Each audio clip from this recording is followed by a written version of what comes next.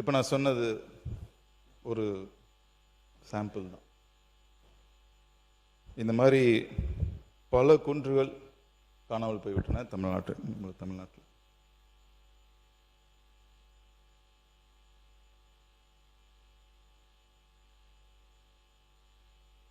இந்த காணாமல் போன மலைகள் எல்லாமே சுமார் 320 கோடி ஆண்டுகள் பழமை வாய்ந்தது. 320 கோடி ஆண்டுகள் அப்படின்னா இருக்கு. தமிழ்நாடு ஃபுல்லா சொல்லிட்டு இருக்கேன். உங்களுக்கு காமிச்சது சாம்பிள். 320 கோடி ஆண்டுனா மனிதர்கள் வர்றதுக்கு முன்னாடியே இந்த பூமியில தோன்றியவர்கள் இந்த குன்றுகளும் மலைகளும்.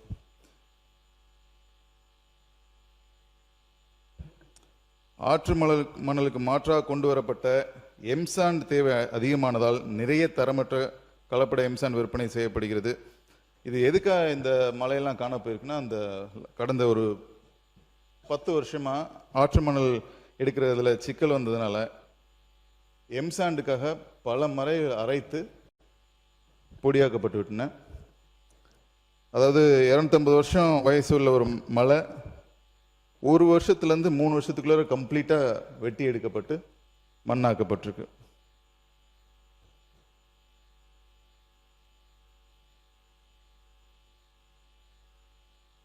இப்பொழுது மலையில் மட்டும் உடைத்து அளிக்கவில்லை, விதிமுறைகளை மீறி அளவுக்கு அதிகமாக மண் அள்ளப்பட்டதால் காலம் காலமாக நம் முன்னோர்கள் காப்பாற்றி வந்த நீர் ஆதாரங்களாக விளங்குகின்ற கண்மாய், ஏரி, குளம் போன்றவற்றையும் பால்படுத்தி வைத்துள்ளார்கள். ஆழம் பார்க்காமல் மண்ணை அள்ளி எடுத்து தண்ணீர் தங்கி நிற்க வேண்டிய இடத்தை எல்லாம் வெறும் பாறை தெரியும் அளவுக்கு பள்ளமாக்கி விட்டார்கள். நீர்நிலைகள் பாழானது மட்டுமல்லாமல் நிலத்தடி நீர்மட்டம் அதிக ஆழத்திற்கு போனதால் பல இடங்களில் விவசாயிகள் நீரினை பயன்படுத்த இயலவில்லை. இயற்கை கொடுத்த மிகப்பெரிய சொத்தான நீர்நிலைகளை இப்போது நாம் காப்பாற்றவில்லை என்றால் குடிக்க கூட தண்ணீர் இல்லாமல் வரப்போகின்ற தலைமுறைக்கு மிகப்பெரிய ஆபத்தாக முடிந்துவிடும்.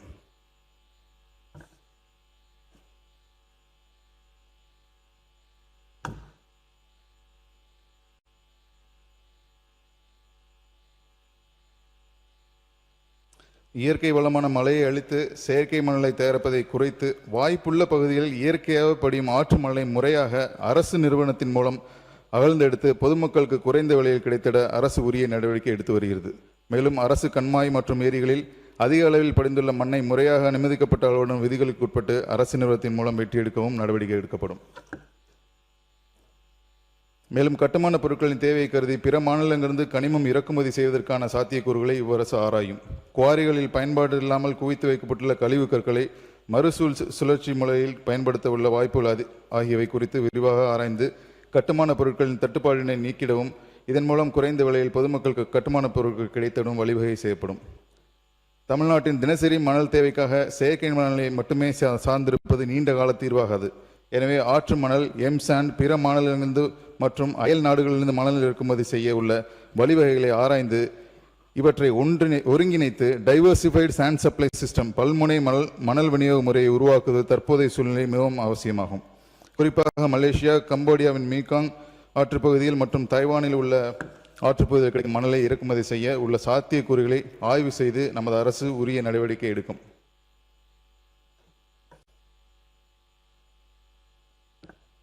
மாண்புமிகு தமிழக முதல்வரின் உத்தரவுப்படி எடுத்த நடவடிக்கைகள் காரணமாக 2026-27 ஏப்ரல் முதல் ஜூலை வரை சென்ற வருடத்தை விட 4.75% அதிகமாக ரூபாய் 1481 கோடி ரூபாய் வருவாய் ஈட்டப்பட்டுள்ளது. அண்டை மாநிலங்களுக்கு கனிமங்கள் கடத்தப்படுவதை கண்காணிக்க மே 25-26 அன்று தென்காசி புலியரை சோதனை சாவடியில் ஆய்வு மேற்கொண்டு அதிகாரிகளுக்கு தேவையான அறிவுரைகளை வழங்கியிருக்கிறோம். அனுமதி இல்லாமல் கனிமங்கள் கடத்துவதை தடுக்க அரசு எடுத்த தீவிர நடவடிக்கையால் இந்த ஏப்ரல் முதல் ஆகஸ்ட் வரை 2210 வாகனங்களை பிடித்து 1954 FIR பதிவு செய்யப்பட்டுள்ளது. இது கடந்த வருடத்தை விட 34.9% உயர்வாகும். 2026 ஏப்ரல் முதல் ஆகஸ்ட் வரை 298 சட்டவிரோத குவாரிகளை கண்டுபிடித்து 105 FIR பதிவு செய்யப்பட்டுள்ளது. இது கடந்த வருடத்தை விட 46.7% உயர்வாகும்.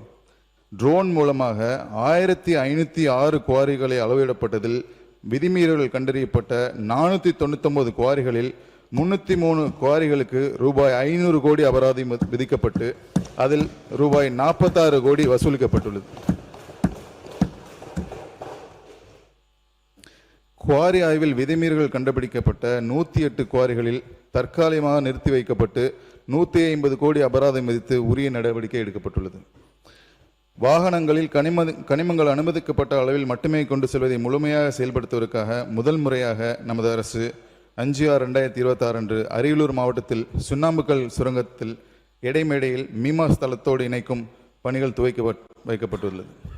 அதன் தொடர்ச்சியாக அதிகமாக கனிமங்கள் கடத்துவதை தடுக்க 49 சுரங்க இடைமேடைகளும் 12,138 வாகனங்களில் GPS கருவிகளும் மீமா ஸ்தலத்துடன் இணைக்கப்பட்டுள்ளது. மேலும் கனிம வளத்தை ஏற்று செல்லும் வாகனங்கள் ஒரே நடசீட்டை பயன்படுத்தி சட்டத்திற்கு புறம்பாக பலமுறை கனிமம் ஏற்று செல்வதை கூகுள் மேப் மூலமாக நிகழ்நேரத்தில் கண்காணித்து ரியல் டைம் மானிட்டரிங் தடுக்கும் வகையில் ஜூலை 24 அன்று உத்தரவிடப்பட்டுள்ளது.